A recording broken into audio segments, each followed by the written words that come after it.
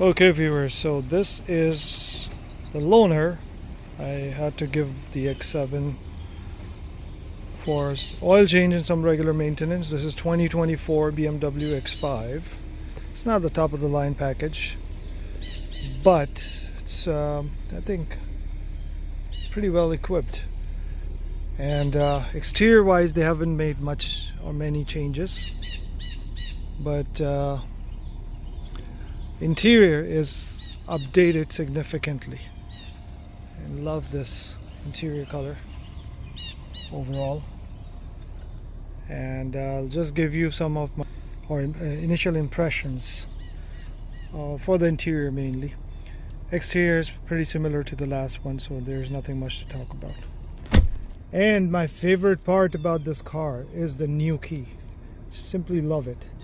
Just the quality of this key fob is amazing, and with any cover that it comes with, it'll just be longer lasting, but it just looks really cool.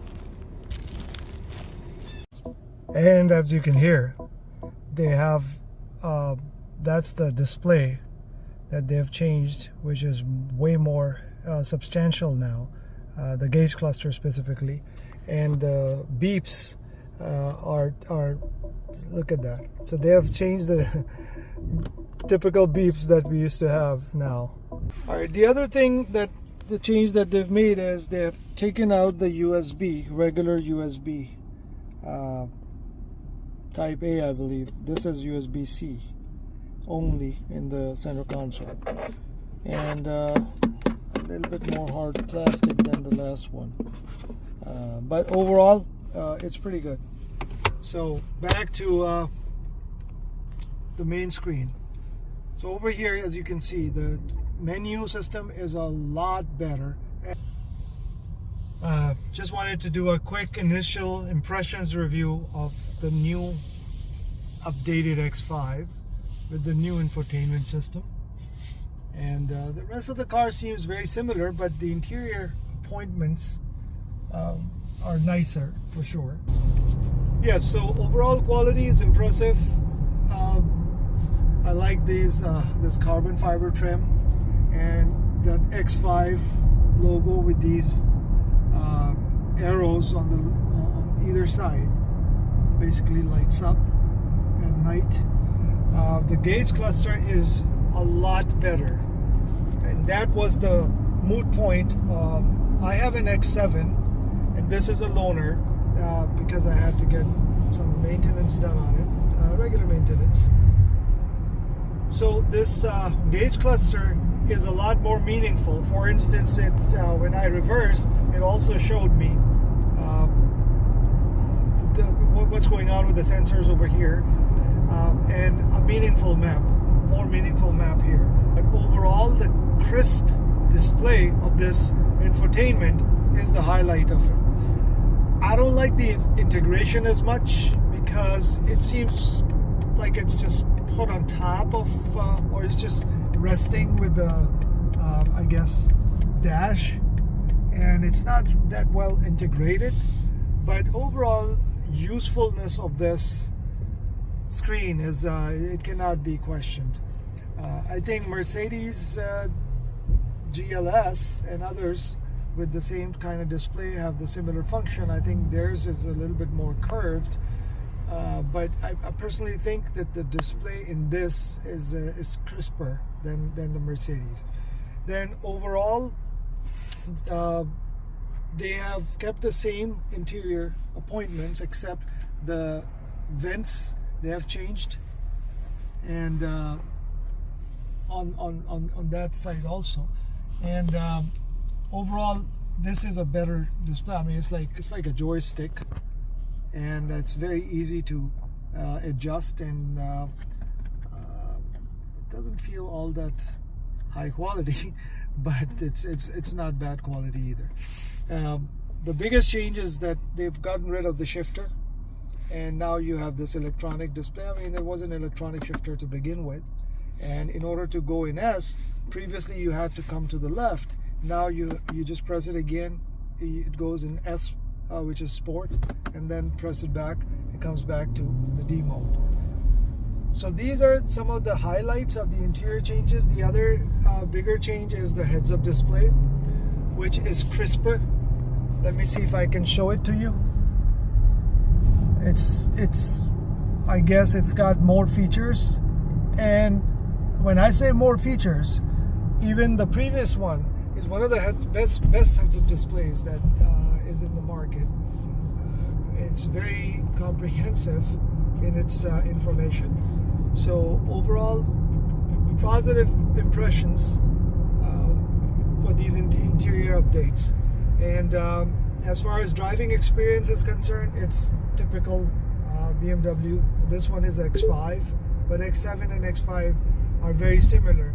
Some of the major changes are, if you look at on this side. Could you try once again? So okay, so please try again or say help.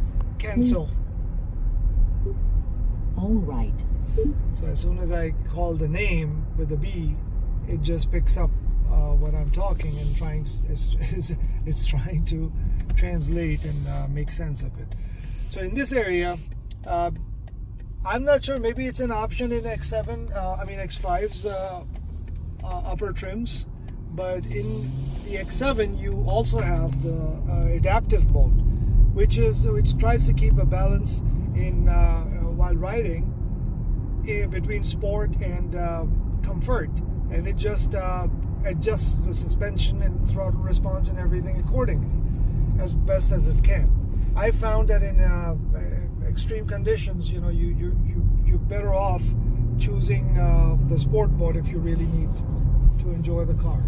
But in this, and this is not the first X5 that I've been riding or driving, and in this there's no adaptive option. It's just sports, comfort, eco pro, and some other hill descent mode. But some features in X7 are exclusive, and both are great vehicles. I just feel that X7 drives lighter than it is, and I enjoy driving that a little bit more than the X5. And X5 is a hoot to drive. Even this is regular xDrive 40i, and the 0 to 60 time is about 4.9 seconds. Some people have gotten 4.8 seconds. And this is the base engine pretty much in the BMW X5 or X7 lineup.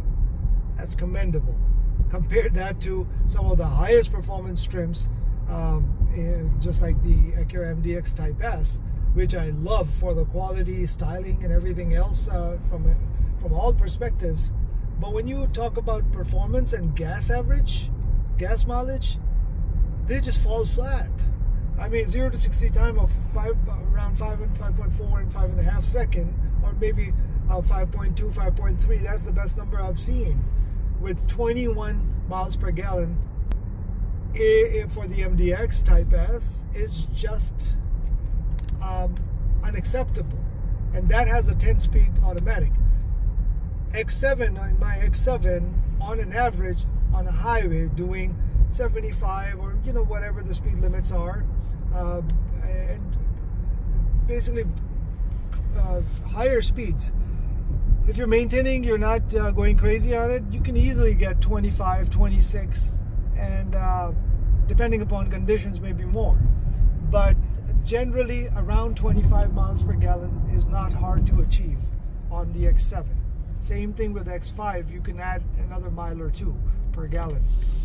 So considering that, and the performance wise, they just leave Type S, MDX in the dust. So it's that's where the BMWs shine. I mean, the driving experience has come back to their normal self, like especially with the air suspension in the BMWs. It's like none other. Anyway, viewers, this is initial impressions and some comparisons for the new X5, X40i, xDrive 40i. So have a good one.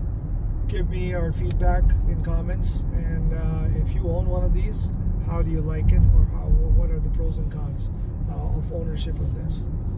It's a very similar experience in my view as owning an X7.